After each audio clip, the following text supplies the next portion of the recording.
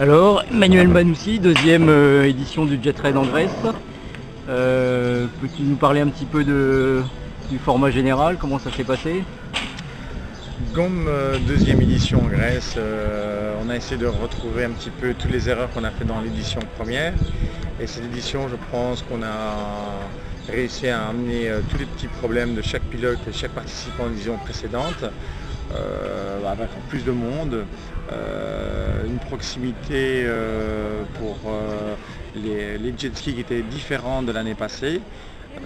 Et surtout des nouvelles régions avec un temps sur les 5 jours qui ont été complètement différents du premier jour au dernier jour. Je pense que c'est quand même gagné sur les 5 jours en général. Les clients, les concurrents et les accompagnants sont hyper satisfaits de cette édition. Au niveau de la course, quel point était positif sur le format sportif? Au point sportif, les premiers jours ils ont été quand même assez... on a vu qu'il y a eu quand même pas mal d'écart entre les gens qui sont habitués à faire un raid et qui font des offshore à l'étranger. Par contre, malgré qu'il y avait des Grecs qui connaissent nos mers, qui sont quand même moins différents, on a vu quand même des Grecs qui n'étaient pas assez préparés par rapport aux conditions météorologiques. Je crois que l'année prochaine, ils vont prendre plus de préparation, ils vont avoir un entraînement différent. Beaucoup de Grecs, l'année passée on n'a eu que 3 Grecs qui ont participé à ce raid, cette année-ci on en a quand même 9. La moitié ont pratiquement déjà signé pour l'édition prochaine en espérant qu'elle se fasse. Nous attendons on aura à mon avis d'ici un mois la région qui va nous accueillir pour le Jet Raid 2013 et je crois que là ils vont se préparer différemment. Ça va peut-être devenir des concurrents redoutables hein, parce qu'il y en a qui, pas préparés, ils étaient déjà présents on va dire. Oui. Comme nouveauté cette année également, il y avait le suivi par GPS. Donc, Oui, ça c'était une sécurité je crois inimparable. Enfin, on a une année pour apprendre, une année pour l'exploiter ce raid. Moi GPS, les trackers étaient indispensables. Et je crois que ce serait bien de mettre un petit point avec un lien. Le gars, je crois que vous avez fait un échange, parce qu'il nous a aidés, et même financièrement il nous a aidés. Et je voudrais qu'on parle un peu de lui. Moi j'ai un échange, un petit truc. J'ai récupéré des photos des trackers. Et enfin, un peu de la pub, mettre son nom, ça fera hyper plaisir. Et je crois même, il y a tracker, je ne sais pas comment vous travaillez avec pour les Guadeloupe, etc. Ces trackers-là. On a vu que c'était même un téléphone. Non, là j'avais pas vu, jamais vu. Ça faisait des téléphones. C'est de la Guadeloupe aussi?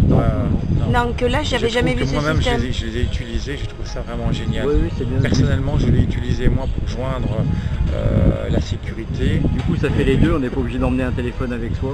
Exact, ça a été vraiment quelque chose de vraiment super. Et une précision, même dans tout ce qui est points, etc. On a su clarifier certains paramètres dans la course qui étaient vraiment génial. Donc ça recommandé à refaire l'année prochaine certainement. Tu parlais de la région, donc au départ c'était prévu en Crète, et au final... Oui, donc on avait signé avec une chaîne hôtelière crétoise qui était un tour opérateur français, où on avait eu nos accords depuis octobre 2011.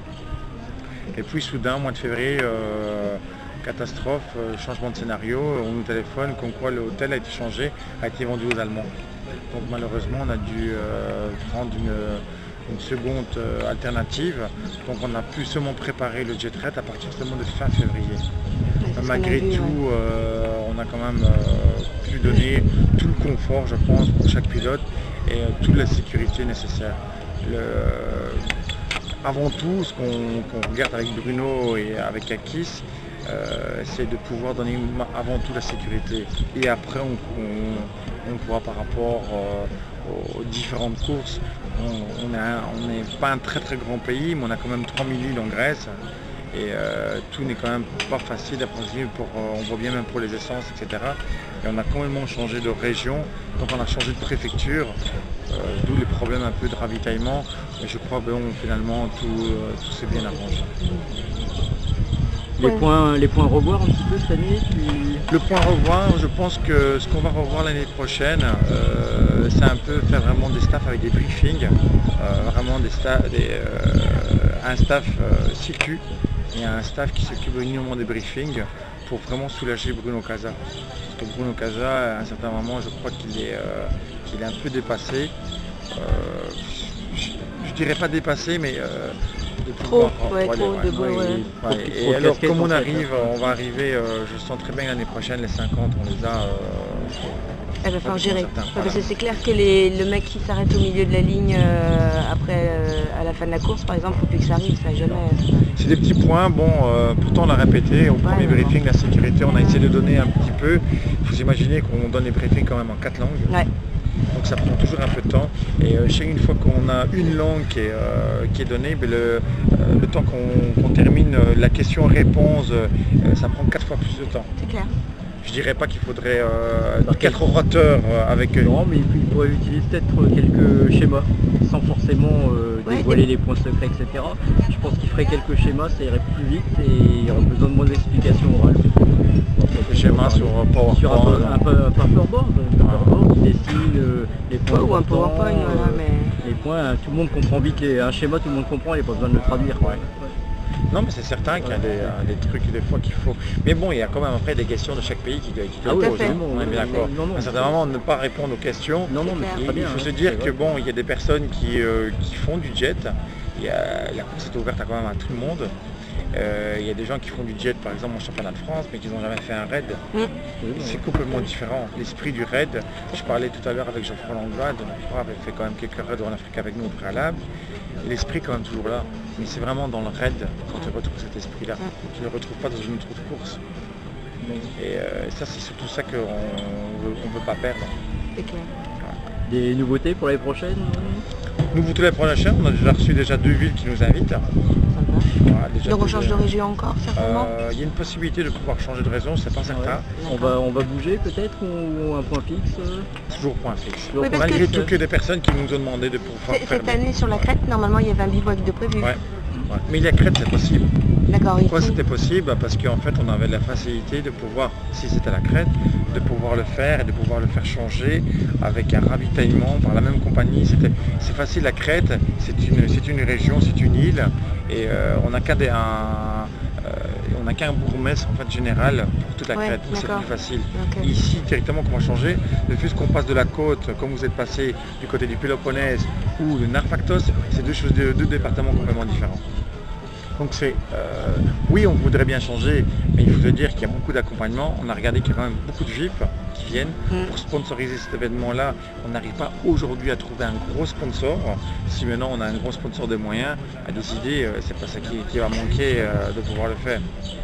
Avec les peu de moyens qu'on fait, on voit bien quand même qu'on essaie de garantir la sécurité de chaque pilote et puis de lui faire découvrir un raid que sans prétention, sans nous, il ne pourrait pas le faire ici. Même en voyage en vacances, ce serait impossible. Ne fût-ce que de passer par exemple le canal de Corinthe, il ne faudrait jamais passer le canal de Corinthe en jet ski. Ça, c'est déjà... Si on n'a pas passé une fois, on a passé 2 fois. Ouais, c'était magnifique ça. Voilà. C'est clair. Je pense essayer d'amener un titre peut-être sur cette course. Ça serait un objectif pour l'année 2013, là, voir un petit peu avec les différents délégations internationales, voir ce qu'ils désirent, ce qu'on peut proposer. Mais on n'est pas fermé du tout, mais ça ne sera pas à n'importe quel prix, c'est certain. Il ne faut pas, justement, étant pilote dans des anciennes fédérations, et j'ai vu les problèmes, j'ai pas envie d'apporter les mêmes problèmes que le jet raid va mourir dans 2 ans. Si c'est pour avoir un titre et ne pas avoir les moyens de pouvoir terminer, je préfère rester petit, mais en longueur. Maintenant, s'il faudra créer notre propre affaire, rien n'est interdit, après ça sera notre titre, ça prendra plus de temps peut-être, mais pourquoi pas après que ce sera vraiment notre titre à nous. Notre fédération AJSBA sera peut-être assez suffisant. C'est certain qu'il faudra plus de temps. Ok. Merci. Merci. En espérant voir l'année prochaine. Il y a de grandes chances. Au jet raid et pour l'année prochaine. Merci à vous en tout cas.